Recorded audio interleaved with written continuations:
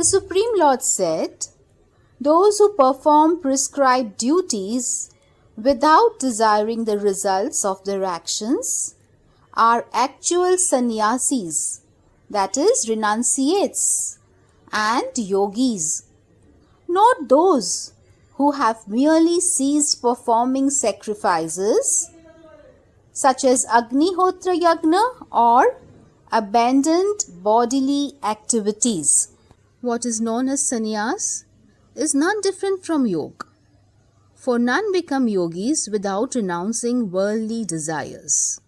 To the soul who is aspiring for perfection in yoga, work without attachment is said to be the means. To the sage who is already elevated in yoga, tranquility in meditation is said to be the means. When one is neither attached to sense objects nor to actions, such a person is said to be elevated in the science of yoga, having renounced all desires for the fruits of actions. Elevate yourself through the power of your mind and not degrade yourself, for the mind can be the friend and also the enemy of the self. For those who have conquered the mind, it is their friend.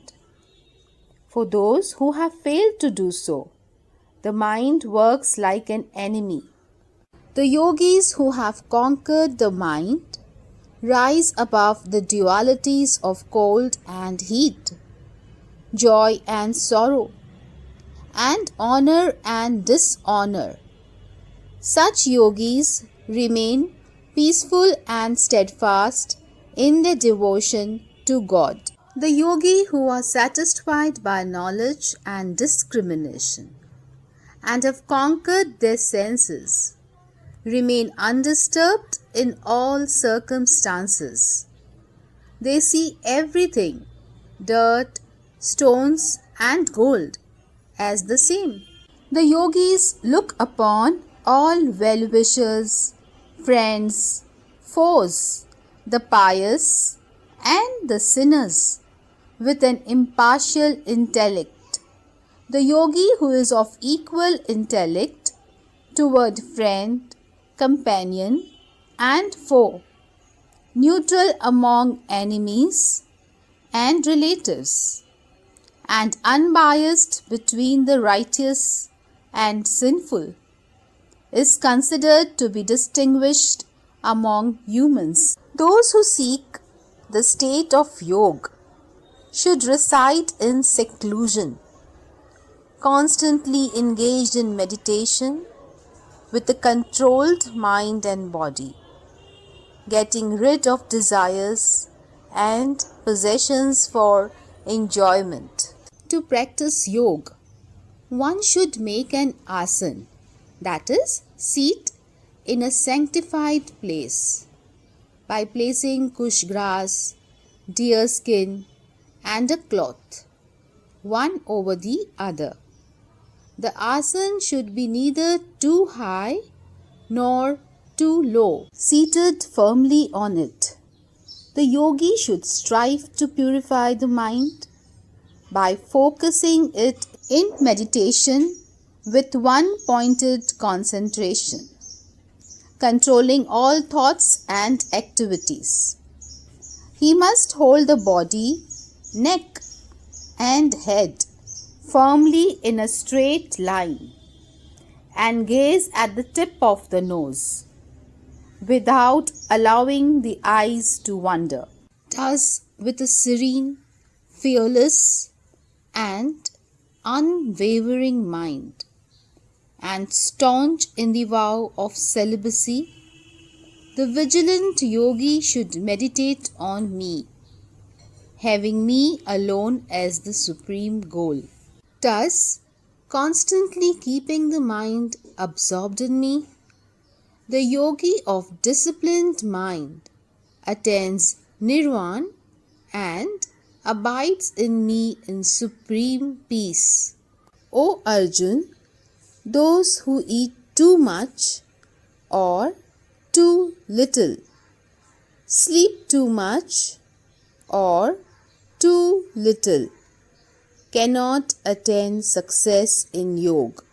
But those who are temperate in eating and recreation, balanced in work, and regulated in sleep, can mitigate all sorrows by practicing yoga. With thorough discipline, they learn to withdraw the mind from selfish cravings and rivet it on the unsurpassable good of the self.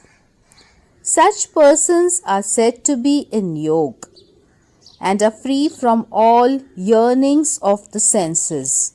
Just as a lamp in a windless place does not flicker, so the disciplined mind of yogi remains steady in meditation on the self.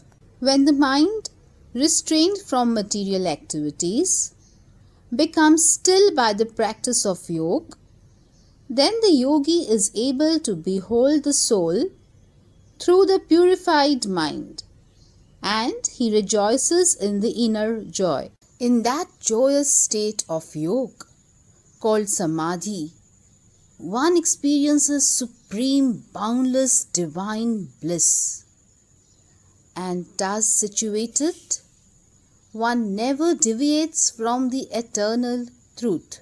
Having gained that state, one does not consider any attainment to be greater.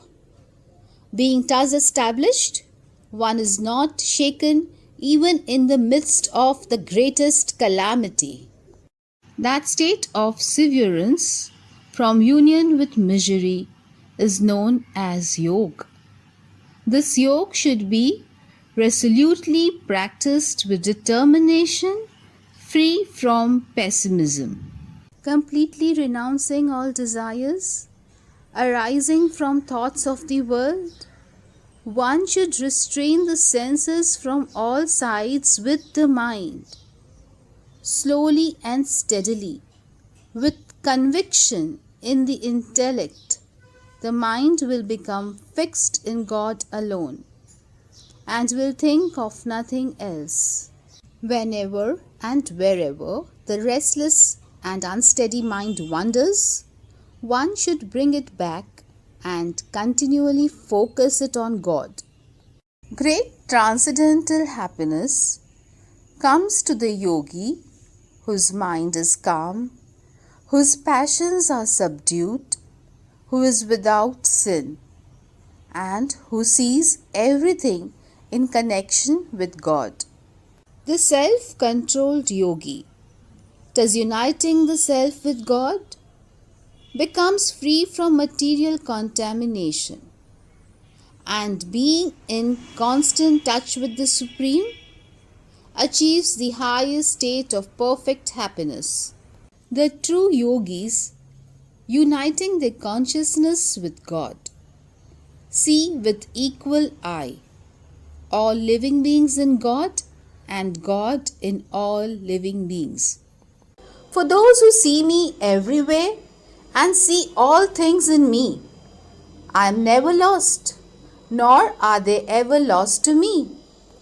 The yogi who is established in union with me and worships me as the Supreme Soul, residing in all beings, dwells only in me, though engaged in all kinds of activities. I regard them to be perfect yogis who see the true equality of all living beings and respond to the joys and sorrows of others as if they were their own.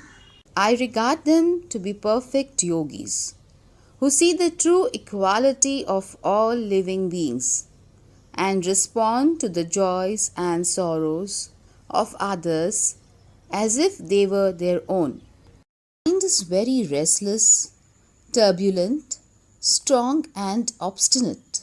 O Krishna, it appears to me that it is more difficult to control than the wind. Lord Krishna said, O mighty armed son of Kunti, what you say is correct. The mind is indeed very difficult to restrain, but by practice and detachment, it can be controlled. Yoga is difficult to attain for one whose mind is unbridled. However, those who have learned to control the mind and who strive earnestly by proper means can attain perfection in yoga. This is my opinion. Arjun said, "What is the fate of the unsuccessful yogi who begins the path with faith, but does not endeavor sufficiently due to an unsteady mind and is unable to reach the goal of yoga in this life?"